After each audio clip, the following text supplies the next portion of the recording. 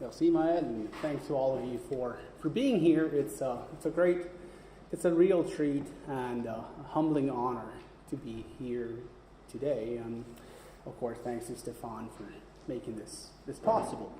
So let me begin by spending just a few words on my choice of a topic.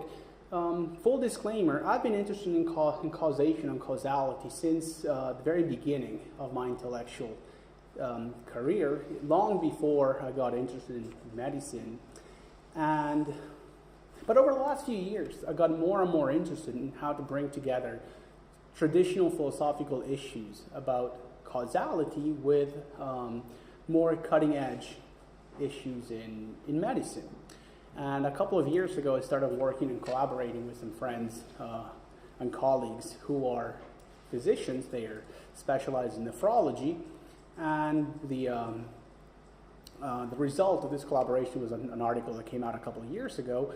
And what I'm going to do today is pretty much present my latest thoughts on the topic since that. So it's very much work in progress, but I think I could not think of a better audience to test my ideas, and I look forward to hearing your thoughts and comments. All right, so as means of introductions, let me begin by saying that it seems to me that this is an exciting time in the study of medicine. Actually, one thing, I forgot to mention one thing.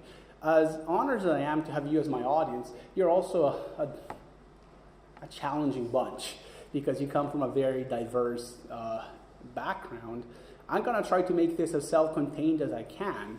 At the same time, if I say anything, if I mumble too much, I speak too soft, say something that's mysterious, feel free to jump in and we can address the issue. I'll try my best to keep it self-contained, but I'm bound to failure here.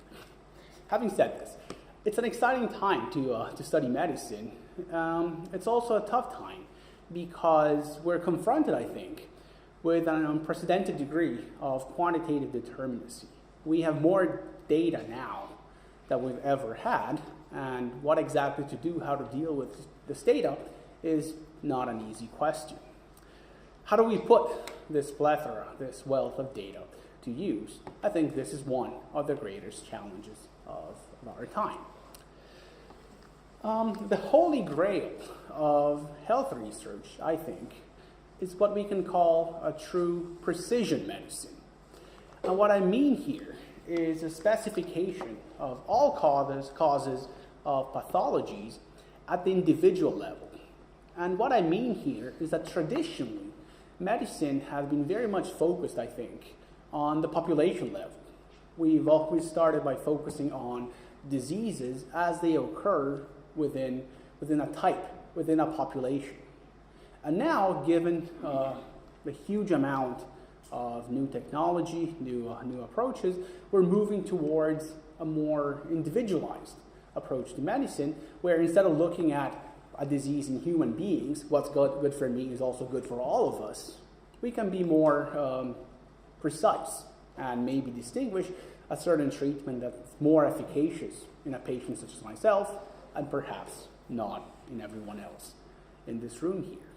And again, the ideal here, the final goal would be the eradication of all disease. This is probably utopia, definitely not in our lifetime, but I think it's a noble endeavor to keep in mind. Now, if we want to eradicate in the distant future, all diseases, we need a study of the ontology and epistemology of causality. Basically, we need to see what causes all diseases and what consequences these diseases have in patients such as ourselves. And this, of course, is our port of entry into this hallowed topic of causality. And causality is one of these interesting topics, I think, that's not just central to medicine or philosophy, it's central in both. Now, of course, it's a core philosophical concept without making any precise or interesting historical claim. Causality has been central in philosophy at least since Aristotle, probably even before that, but again, I'll leave that to the historians in the room. And definitely it's been on the agenda, on the philosophical agenda, pretty much since then. And at the same time, we find causality all the way in the history of medicine, going all the way back to its Epicurean origins, I would say coming continuously to the modern age.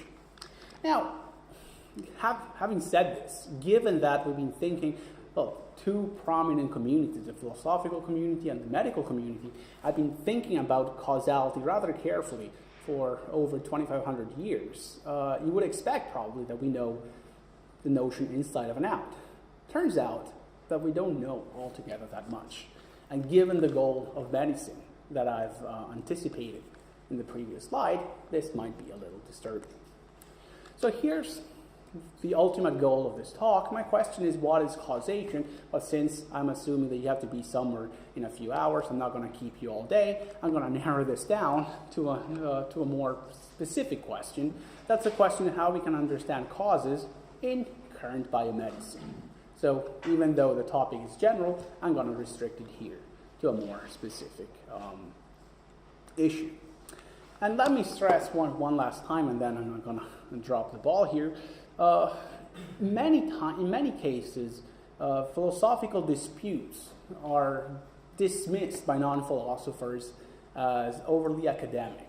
They're only relevant within our beautiful ivory tower, and once you move out of the tower, they have no relevance whatsoever.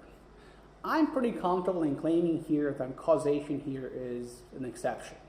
I already gave you a flavor of what I have in mind at the outset. I think developing medicine does require a good, clear understanding of causality, and I think it's important even outside of medicine. But this is not one of those issues that can be dismissed as, again, purely academic in a derogatory sense. And the working assumption, and I'm not going to defend this assumption throughout my talk, I'm more than happy to talk about it and discuss it during the Q&A. I think that methodological disputes within medicine itself are in large part a consequence of different conceptualization of causality.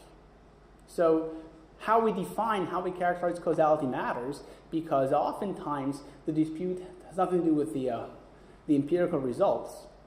The dispute hinges on the definition itself.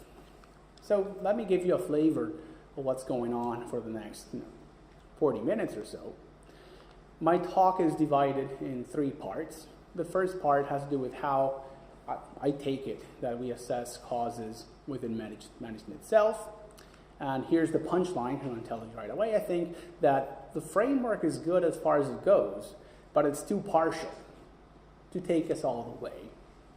And then in the second part of the talk, I'm going to shift gear and argue that philosophy does enrich this framework, but at the same time, it doesn't give us the broad overarching framework that we might be looking for. And then I'm going to conclude my talk with what we can call a speculative proposal. And I'll be very honest. I'm very confident about the first two parts of the talk. I'm quite confident that even though the details there might be some issues with the details, the conclusions I'll reach in sections 1 and 2 are hard to reject. The third part is more speculative, but as I said, this is work in progress, and I'm hoping that will be clear enough to fuel some discussion. All right, as you can see, the menu is full. Don't have a lot of time, and so let me delve right away into the first issue. The question is, how do we hunt causes within medical practice? How do we determine causation in medicine itself? Again, keeping things simple, it seems to me that the golden standard for assessing the causes of diseases and the efficacy of treatments are what are called usually randomized, and by critical, that's a typo, should be clinical trials. And again, the idea is pretty straightforward. We start with a heterogeneous population of patients.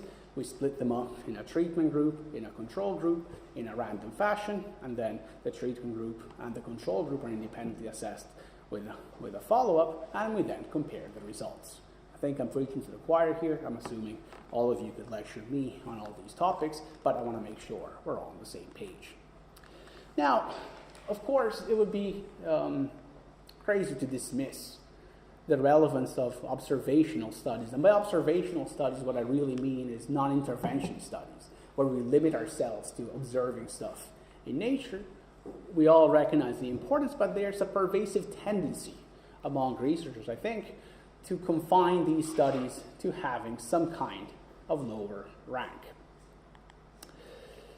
Now, I want to be very clear on this. I'm not claiming that RCTs, that randomized clinical trials, are dispensable. I think they play a crucial component in modern medical practice. But at the same time, I think they have some really substantial limitations. So what I'm going to say now on this slide should not be read as dismissing their relevance, but just emphasizing that they cannot be the full story.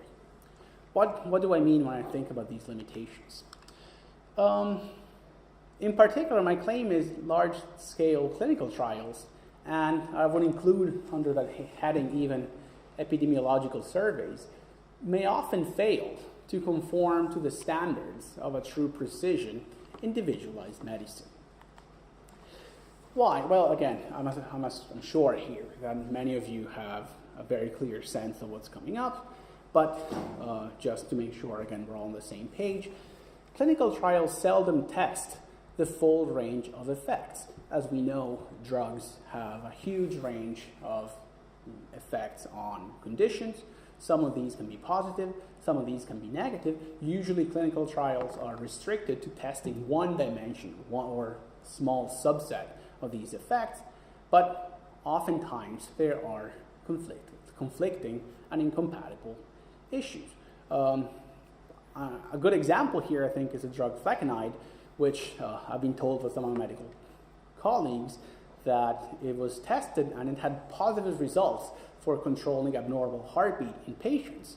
But then it turned out that in studies, unrelated studies, it came out that, and turned out that they also increase mortality. This is a good example where we have conflicting issues. It does solve one problem, but then it sweeps under the rug another potentially more devastating problem. It's very hard to devise a test that covers both dimensions at the same time. Related to the issue here is that the benefit of drugs, as they're tested in clinical trials, are very often time limited. The problem here is that the effects of a certain drug or treatment can be very long, can be long range. Can take a long time, it can take us a long time to figure this out, but at the same time, we're bound with problems of tractability. We want our drug to be effective, we want them to be on the market soon for economic reasons, for medical reasons. There's a whole discussion to be had here, but oftentimes we don't have the time to test the long range effects, but these can be potentially very significant. Another issue is that RCTs generally focus on restricted populations. We all did our statistical homework. We know that the population at hand should be as random, as representative, as heterogeneous as possible. For practical reason, this is oftentimes not possible. Testing all these implications can be a big challenge. And then, of course, there's issues where in many circumstances there's ethical or other practical issues which block the possibility of performing an interventionist test. Simple toy example here, if I want to know the effects of some kind of toxic exposure to a population, I cannot, for obvious ethical reason, take a population and intentionally expose them to some kind of toxic substance. All we can do here, we're confined to observational studies where we have to wait to the side and wait for this to happen naturally in some kind of situation. Bottom line here, again, as I said, clinical trials provide an irreplaceable background knowledge. I'm not calling for replacing them. I'm not calling for doing without them. The problem is it's not quite sufficient. There are missing pieces. And in particular, I think the missing pieces are pieces that are crucial for the development of a kind of precision medicine, an individualized medicine. Because clinical trials, again, are geared towards population studies, but this is not the spirit of this new frontier of medicine. If we want to understand the effects of drugs and treatments and conditions and pathologies at the individual level, we need to shift gear, and this will require, or so I will claim, a good, accurate account of causal relations at this level. So the question is, how do we understand causes in medicine? And there's a long discussion to be had here. But it seems to me that the standard way in which we understand, we conceptualize causation in medical practice, overgeneralizing a bit, of course, is with a very strong influence of classical empiricism. Now, to philosophers like myself, when I say that default account of causality in medicine have empiricist roots, my mind naturally wanders to one of the founding fathers of empiricism, namely David Hume. And David Hume, back in the 18th century, famously provided what is now known as a regularity approach to causality. I'm assuming that not everyone in the room here is familiar or remembers the details of Hume's account, so let me just refresh your minds very, very quickly. Here's a slightly edited quote from Hume's inquiry. Hume says, "A cause is an object followed by another, where all the objects similar to the first are followed by objects similar to the second." Paraphrasing a bit, the idea is that causation essentially is constant conjunction. Now, for those of you who are historians or philosophers in the room, let me briefly address potential objection. Of course, it's a really substantial open question in the history of philosophy. Should we understand Hume as making a metaphysical claim or an epistemological claim? What do I mean? Well, is Hume claiming that a cause just is a constant conjunction of events, or is he claiming that we can infer that a real cause is there when we observe constant conjunction? This is a substantial question in the history of philosophy. I'm going to bypass it here because I have nothing interesting to say about this. I'm going to read Hume as claiming both. There's nothing more to causation, to being a constant conjunction, and I'm going to assume that whenever we see constant conjunction, we can make an inference to that effect. So the working assumption we've got here is simply that A causes B if and only if A is always followed by B. If every time I pierce the air balloon with a needle, it pops, well, if it happens all the time without exceptions, then I can conclude then there's a causal relation at hand here. Now, why am I saddling the entire medical community with this kind of concept in mind? Again, this would require not a talk, not a book, probably a series of monographs. I'm not going to defend the claim in general, but just to give you a flavor, let me borrow a very influential discussion of causation from one of the leading epidemiologists of the 20th century, Austin Bradford Hill. So Bradford Hill, I'll come back to Hume in just a moment, but Bradford Hill says that in experimental settings, causes are determined on the basis of interventions. So it's crucial that we intervene in nature when we look for causes in medicine. What does he mean by interventions? Simply put, he thinks that these are manipulations that disrupt some kind of natural regularity. We interfere with nature and we see if we can create some interruption in a general regularity. We also want to introduce randomization to eliminate any possible bias.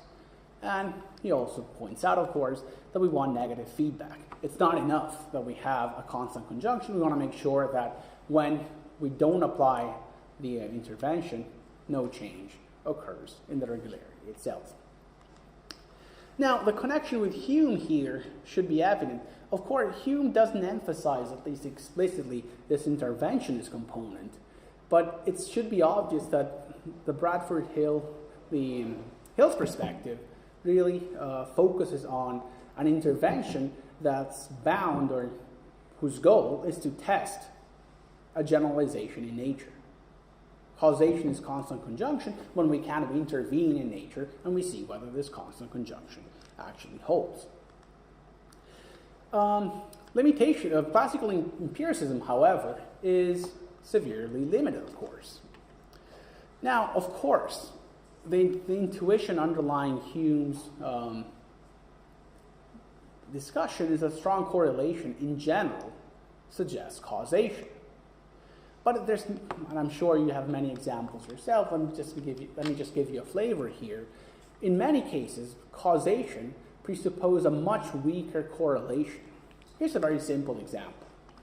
Some population studies have suggested a few years ago that the use of oral contraceptives is associated with incident thrombosis in a small number of cases.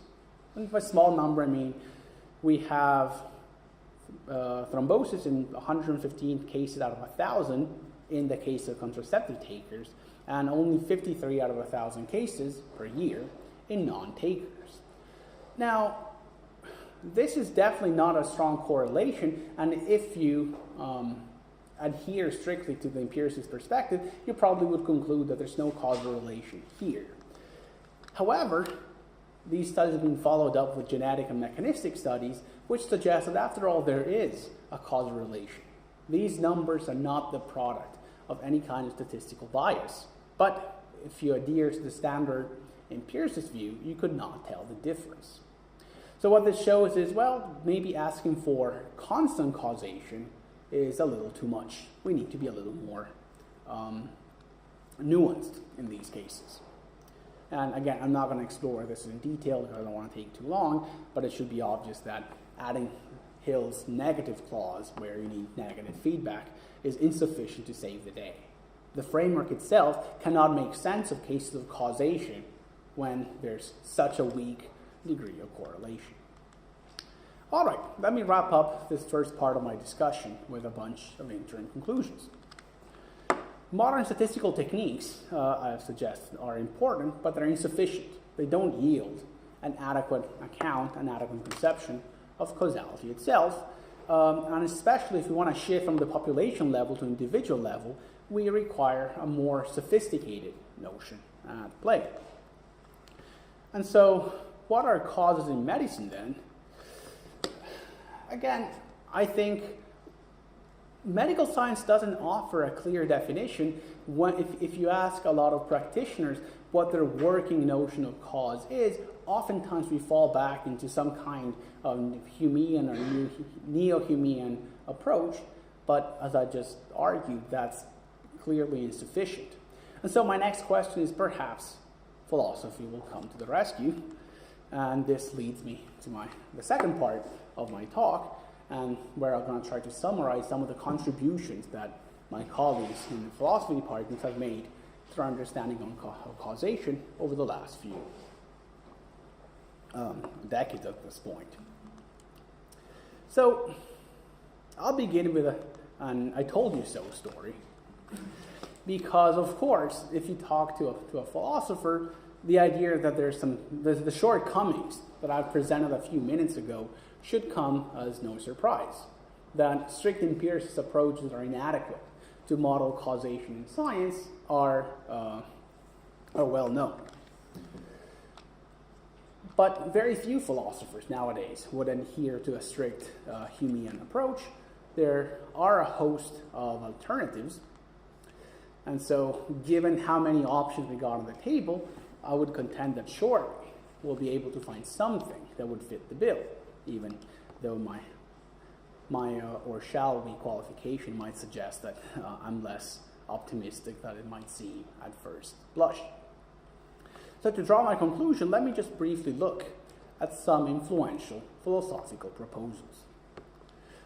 The most obvious amendment of the Humean approach is what we can call a probabilistic approach to causality. And the intuition here is that causes need not be sufficient for their effects. This was obvious in my example of thrombosis. We have a causal relation, but that doesn't mean that it's sufficient to use an oral contraceptive to develop a certain kind of pathology.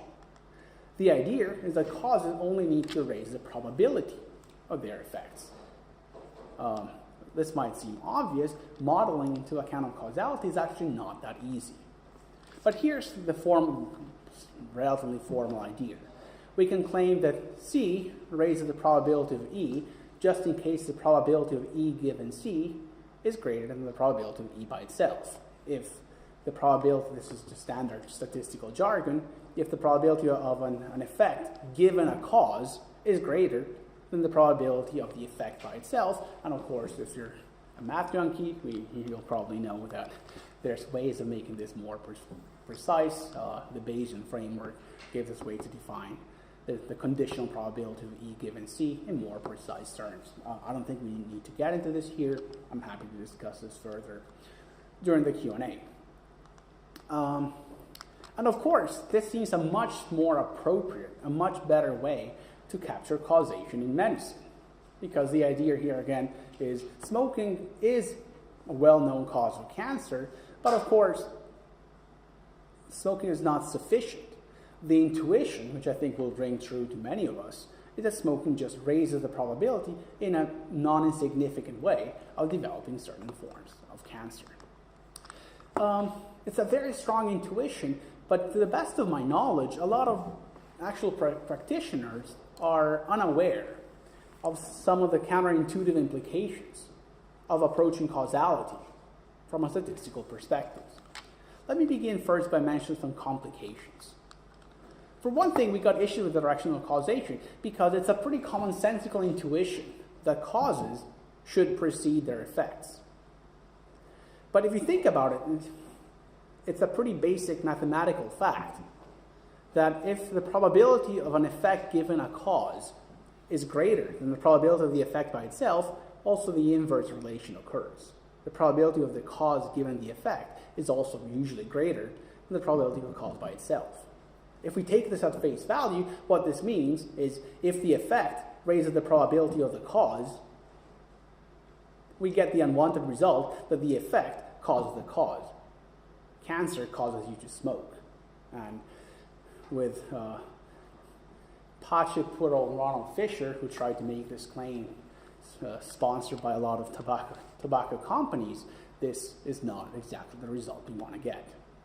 There's issues with common causes, because as we know, medical conditions and biological conditions are very complex.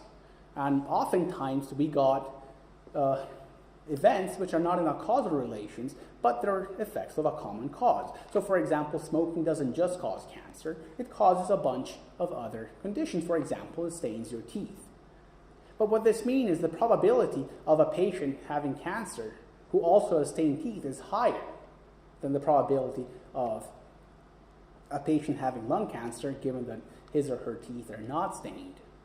The straightforward statistical approach suggests that there's a causal relation here, but of course there ain't no causal relation. We need to be very careful.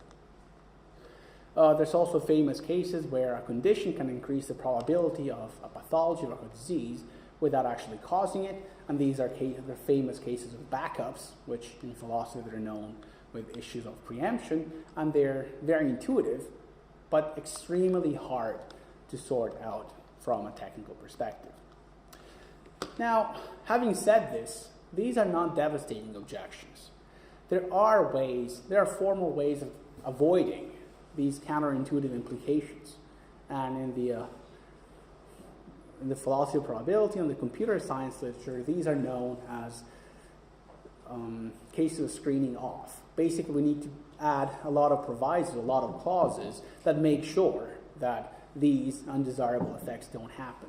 It's possible to do so, but they're not that straightforward. They require a lot of technical sophistication. So my interim conclusion here is, yes, there's definitely some ways of making sense of causation from a statistical perspective, but it's definitely not as simple as saying that the cause will raise the probability of the effect.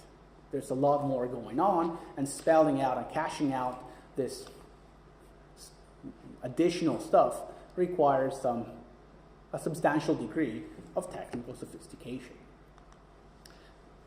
Long story short, probabilistic accounts are not straightforward.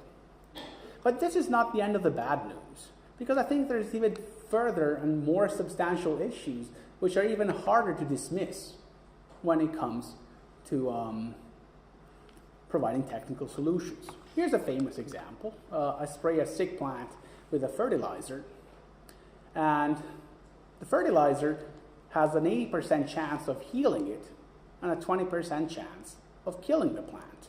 Well, I decide to take my chances. I think the odds are in my favor. I spray my plant, turns out it dies.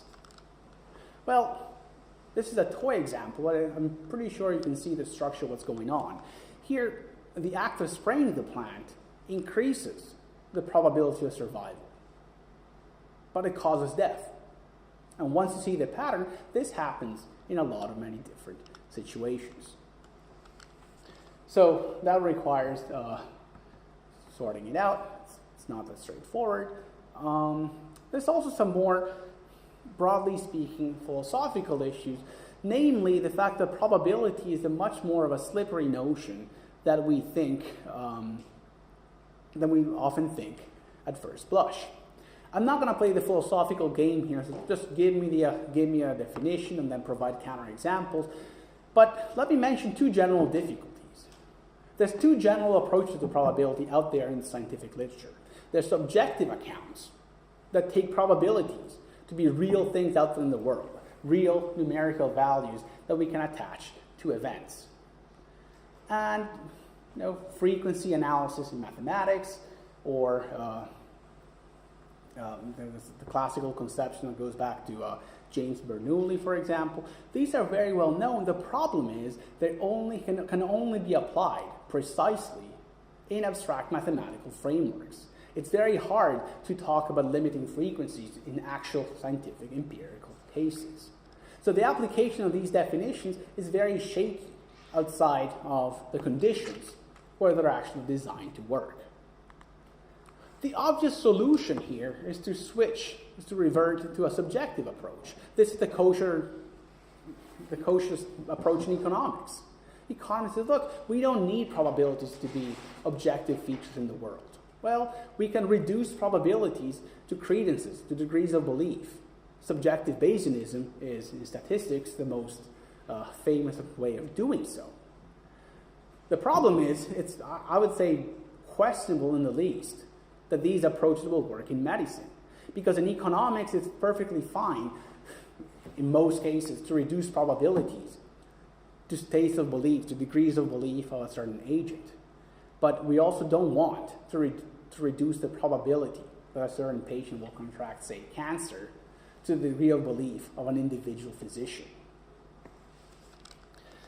So, and the last point I wanted to raise is that probability seems tailor-made for population thinking. Population thinking gives us some adequate tools for dealing with probability. We can use sampling, we can use randomization, and so forth. Applying probability to the level of individuals is way trickier. This requires a lot of sophisticated work that, to the best of my knowledge, is not out there. It hasn't been done. I'm not claiming it cannot be done, but I think believing that what's out there on the notion of probability can be applied straightforwardly in the case of an individualized medicine is just a chimera. Philosophers also developed a different approach to causation, which we can broadly call counterfactual account. And this also goes back all the way to David Hume, but the most famous proponent is a 20th century philosopher called David Lewis. And Lewis's intuition here is that causes are basically conditions sine qua non for their effects. And the intuition, the basic idea here is that we have a causal relationship between cause C and effect E if it's true that if C had not occurred, E would not have occurred. So let me give you a simple example here. Imagine that I take a brick and I shatter that window. We got a true causal relation, Lewis says, if it's true that had I not thrown the brick, the window would not have been shattered. Again, the intuition is very strong. I think it's pretty clear. And counterfactual do a very good job, for example, distinguishing causes from mere correlations, what philosophers sometimes call accidents. And of course, this was my illustration of my example. Instead of a brick, I envisioned a baseball. And also, this has ties to Hume and Hill. Hume had something like this in mind in some of his writings. And if you think Hill's notion of manipulation intervention, I think fits in very well with this general intuition. The problem is this is no less problematic, no less troublesome than the situation with probabilities.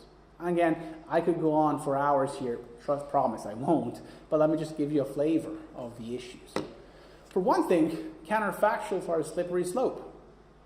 A counterfactual is a statement, well, the formal definition is a subjunctive condition, or a conditional statement in a subjunctive mood. Had this not happened, that would not have happened. But by definition, they run counter to the facts. So how do we assess them? Not empirically, by definition. And of course, there's a huge philosophical literature on how to assess counterfactuals. There's all sorts of unresolved issues and problems with applying these issues to medicine itself. There's more issues with the directionality of causality. Counterfactuals seem to run both ways, because it's true that had I not thrown the brick, the window would not have shattered. It also seems intuitively true that had the window not shattered, that means I didn't throw my brick. But that's not a causal relation, so one needs ways to deal with these issues too. In many cases, we got preemption where when we have redundancy, when we have backup mechanisms, when we have our body adjust to treatments and ensures that certain processes are maintained even when we got some kinds of disturbances. Here we might have a cause which is not necessary. But my main issue here is that it seems this whole approach doesn't seem nuanced enough to capture causality in medicine. Unless we make dramatic and drastic linguistic progress in understanding counterfactual, I think this is not precise enough to make sense of what goes on in precision medicine. I promise, I'm almost done, but give me 5 more minutes and then I'm going to wrap this up. Probably the most popular approach to causation in medicine these days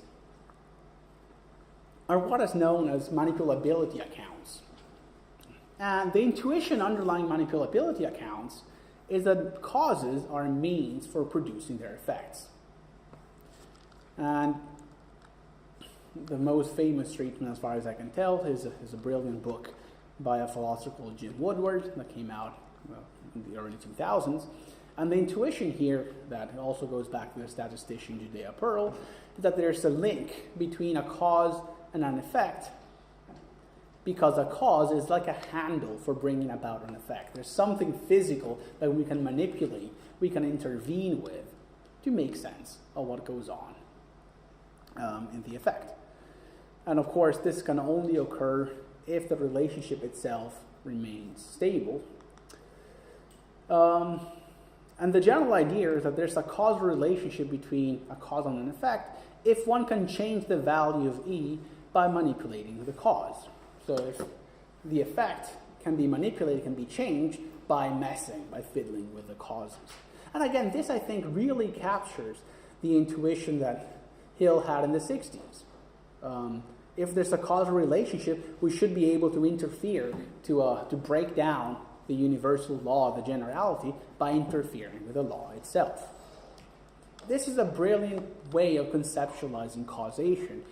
Of course, it's not devoid of substantial problems. Let me just mention a couple here. For one thing, it gets tremendously messy from a technical perspective, because in order to accommodate redundancy and all these kind of places, which are crucial in medical and biological settings, and I would say across all of science, that require all sorts of technical sophistication and technical devices. Some people think the theory is too anthropocentric in the sense that we talk about interventions, manipulations, and this gives the sense that the causal relation itself depends on the agent, on a human agent, and this is counterintuitive, some people claim, because causes are things out there which are independent of agency. I happen to think that this misses the mark. But there's a related objection which is more troublesome, at least in the case of medicine. Manipulability accounts are explicitly non-reductive. What does that mean? A reductive account of causation takes a causal relation and tries to reduce it, paraphrase it, describe it in non-causal terms. All the examples that I've discussed for the last 10 or 15 minutes or so are reductive. On the probabilistic account, you can give me a causal relation and I can redescribe it in terms of probabilities. On the counterfactual approach, I can take the causal relation and describe it in terms of counterfactual. Probabilities of counterfactuals are not causes. Here, however, we can't really do it because part of the definition of cause, the definition itself, involves an appeal to an intervention, a manipulation, and so forth. It means we're not reducing causes. We're just paraphrasing them in causal terms. We're not breaking what philosophers call the causal circle. If this is an objection, by itself I think it's not. But think about it. The manipulability approach is a wonderful resource to reconstruct causal claims. It can reconstruct medical claims. If you give me a very sophisticated causal claim and say, look, I've discovered a fascinating causal relationship between some kind of toxic exposure and some kind of pathology, what I can do is I can use the interventionist approach to redescribe what's going on. And if I do some of the technical work, it's very efficacious. But my question is, how predictive is it? Suppose instead of giving me a causal account, you ask me, look, you have, here's the relation between two events. I really want to know whether or not it's causal. And interventionism here is not going to give us much. Why? Because it presupposes the answer it's supposed to give. It's not predictive. And an account of causation that's not predictive, I don't think it's going to be very helpful in developing medical practice. One last account, and then promise I'm gonna move on. But a lot of researchers, especially physicists, have a different intuition of place. Like, look, enough of this philosophical mumbo jumbo. You're trying to reconstruct all these claims, all these causes. Really, what causation boils down to is things bumping into each other, some kind of physical interactions, mechanisms, gears grinding onto one another, real processes, real things. And physics gives us a whole host of ammunition that allow us to reconstruct this. We can talk about energy, linear momentum.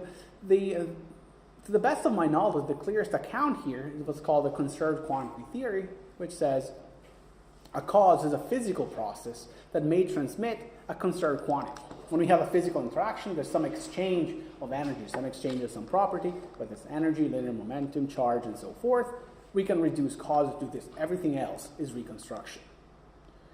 So balls, cars, photons, neutrinos, viruses, and so forth are all capable of carrying energy from one place to another. They can physically interact with their causes.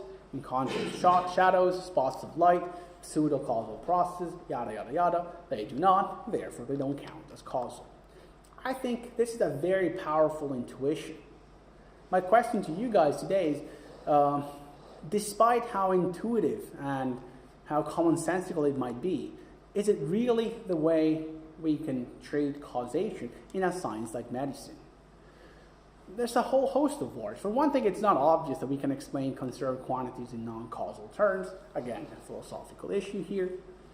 If you have an interest in psychiatry or psychology, well, what about mental, or if you have an interest in history, can we reduce all historical causal relations to gears bumping into each other? But more importantly, for our present purposes, don't we have causations by omissions or preventions? Can I not kill a plant by forgetting to water it? Can I not kill a patient by forgetting to administer the appropriate kind of treatment? Well, if your answer is like, well, that's not a real cause of causation, think about how we use causal relations to assign moral responsibility. I think a physician, a medical doctor or a nurse who fails to administer the right kind of treatment is causally responsible for bringing about the state and legally responsible as well. It's going to be hard to accommodate all these issues if we focus only on physical interactions. And furthermore, how informative is this in medicine? There's all sorts of physical processes going on, only some really make a difference. And it's not obvious which ones these are. Can we really do medicine without talking about omissions and preemptions and preventions? I think the answer is no, but I'd love to hear your intuitions during the Q&A. All right, let me wrap this up before moving on to the last part. I'm almost done, I promise. Looks like we got no theory of causation that fits the bill. But I begun my talk saying that we do need an account of causation, especially if we want medicine to progress. If we want to develop the development of a kosher, of a coherent, of a promising precision medicine presupposes an account of causation. Medicine doesn't have one to offer. Philosophy doesn't have one either. How are causes then? So what are causes then? How shall we proceed? And so I want to conclude my talk today by offering a sketch of a speculative proposal which is on my mind and I've been trying to develop in all different ways, all different sauces. I'm just curious to see what you guys think. Again, I'm pretty confident that the situation as I've described it so far is fairly accurate. I'm not aware of any substantial approach to causation that I haven't at least tangentially discussed, and I'm pretty confident that there's no general agreement in either philosophy of medicine on what causes are. So let me offer something just as food for thought. And my proposal goes back to one of those philosophers who's so famous, I'm pretty confident everyone here has at least heard of him, Bertrand Russell. In a very famous lecture delivered in 1913, Russell said the following. It's one of his most famous quotes. Russell says, all philosophers of every school imagine that causation is one of the fundamental axioms or postulates of science. Yet, oddly enough, in advanced sciences, such as gravitational astronomy, the word cause never appears. And Russell continues by saying, it seems to me that the reason why physics has ceased to look for causes is that in fact there are no such things. The law of causality, I believe, like much that passes muster among philosophers, is a relic of a bygone age, surviving like the monarchy only because its tyrannus is supposed to do no harm. Now, this is a very famous quote. In general, it tends to be dismissed. It's very heavily criticized because most philosophers, most historians read Russell as claiming that we should get rid of causes in science. And if you read it along these lines, the proposal is preposterous. It deserves to be trashed. Of course, I don't think we can do medicine without talking about causes. We can't even do physics. Causes, since Russell wrote this, if anything, exploded. There's more causes now in science than it used to be over 100 years ago when he was writing. But I also think there's a better, a more interesting way of interpreting Russell's dictum. I want to advocate a different interpretation of good old Bertie here. I think we can read him as claiming not that causes are not part of science. Of course they are. The claim is perhaps that causes are not the appropriate foundation for doing science.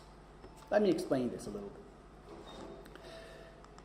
Causes are generally viewed, they're seen as, in quote, real mechanism or processes out there. A cause is a real relationship occurring out there in the world. Let me explain this by introducing an analogy. Well, before I do that, these real mechanisms are important because they can be used in scientific practice to predict and explain what's going on. Here's the analogy. Suppose I ask you, look, select all the peaks in the French Alps, which are higher than 14,000 feet. Now, your task might not be easy. If you need to climb every single peak and measure, it will take you a very long time. But the intuition is that the height of a mountain is something out there, independent of anything else, which then can be used to explain various facts about skiing, mountain climbing, hiking, and so forth. And the intuition here is when I say, look, select all the causes here. So select the causes of a certain pathology P and distinguish it from non-causes, you get the same problem. Instead of having a really complex cluster of mountain peaks, you have these weird dots on a causal graph, and you have to figure out which relationship is causal and which one's not. But this might be a mistake. So let me give you an alternative approach. And here I'm going to exploit another analogy from one of the giants of 20th century analytic philosophy, the American philosopher Quine. Quine uses this in a different context, of course. But suppose I asked you, I don't know whether you can see it well, but there's a map of France. And look, tell me what the starting points in France are.